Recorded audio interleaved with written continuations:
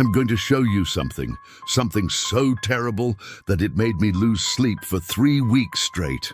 A 2,000-year-old book that reveals the real reason why certain families control all the world's wealth, why they're obsessed with genetics, and why they want to reduce the global population by 90%.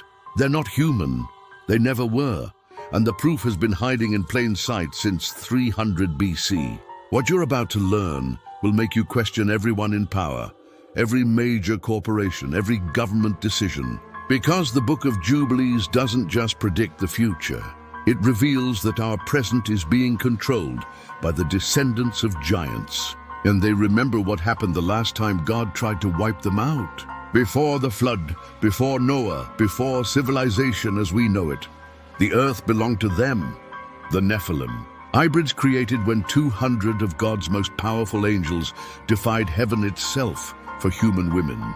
The Book of Jubilees gives us their exact genealogy. Semjaza's children became the rulers of the earth. Azazel's offspring mastered warfare and metallurgy. Barakel's descendants controlled the stars and seasons. But here's what Sunday school never taught you. These weren't just big people, they were genetic abominations. The book describes them as consuming the labor of all the sons of men. And when that wasn't enough, they started eating humans, giants that stood 450 feet tall, with 6 fingers, double rows of teeth, and supernatural strength. They ruled through terror, cannibalism, and advanced technology that the fallen angels had taught them. And when God saw what they had done to his creation, he didn't just flood the earth, he declared eternal war on their bloodline. But here's where the Book of Jubilees reveals something terrifying. The flood didn't kill them all. It couldn't. Because some of the Nephilim women were already pregnant with Noah's sons. The book specifically mentions that Ham's wife was descended from the Nephilim. That's why when Ham's son Canaan was born, Noah cursed him, because Noah knew what that bloodline would do to the world. After the flood, these hybrid bloodlines scattered across the earth.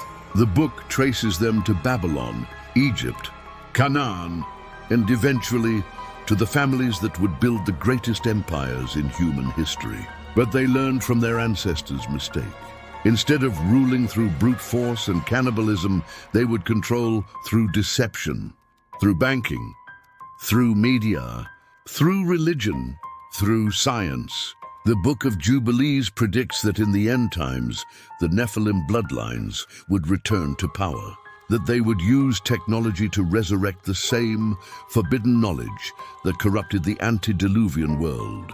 Look around. Genetic engineering, artificial intelligence, transhumanism, space exploration, weather manipulation. Does this sound familiar? I spent months cross-referencing the genealogies in the Book of Jubilees with modern family trees. What I found will shock you. The Rothschild family crest features 5 arrows, the same symbol used by the Nephilim rulers of ancient Babylon. The Rockefeller family fortune was built on oil, and the Book of Jubilees specifically states that Azazel taught humans to extract the treasures of the earth. But it gets worse. These families aren't just wealthy, they're obsessed with genetics. The Rockefeller Foundation funded eugenics research. The Rothschilds financed the Human Genome Project. Bill Gates talks openly about population reduction. Why? Because they remember. They remember what happened when their ancestors' genetic corruption became too widespread. They remember the flood, and they're trying to prevent it from happening again. The COVID vaccines, the fertility decline, the push for digital IDs. It's not about control, it's about survival. They're trying to eliminate the pure human bloodlines before God judges them again. The Book of Jubilees predicts that in the final Jubilee, the Nephilim will attempt to corrupt all flesh, just like their ancestors did. And we're living through that corruption right now. In 2010, scientists discovered that some humans carry anomalous DNA sequences that don't match any known primate evolution. Guess which families funded that research? The Book of Jubilees describes the Nephilim as having different blood, blood that gave them extended lifespans, supernatural intelligence, and the ability to communicate with non-human entities. What if I told you that certain elite families have been practicing selective breeding for millennia to preserve these genetic markers? That the old money families aren't just wealthy, they're genetically different. The book states that in the end times, the Nephilim would reveal themselves. They would stop hiding behind human institutions and openly claim their dominion over the earth. Look at the World Economic Forum. Look at the UN Agenda 2030. Look at the push for transhumanism. They're not trying to improve humanity. They're trying to replace it.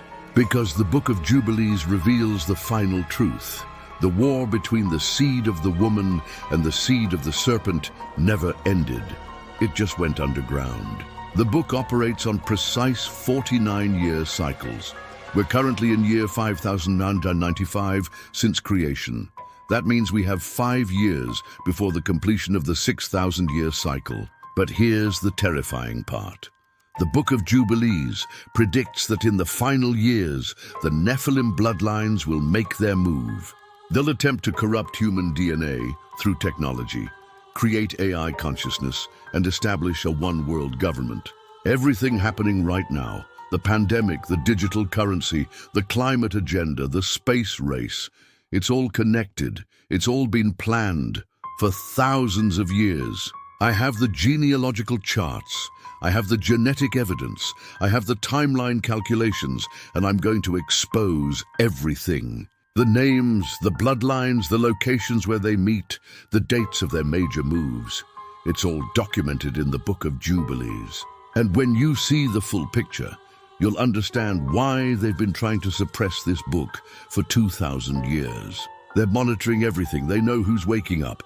Subscribe to my channel right now. Share this video with everyone you know and prepare for the most explosive investigation in human history. Because the Nephilim aren't coming back.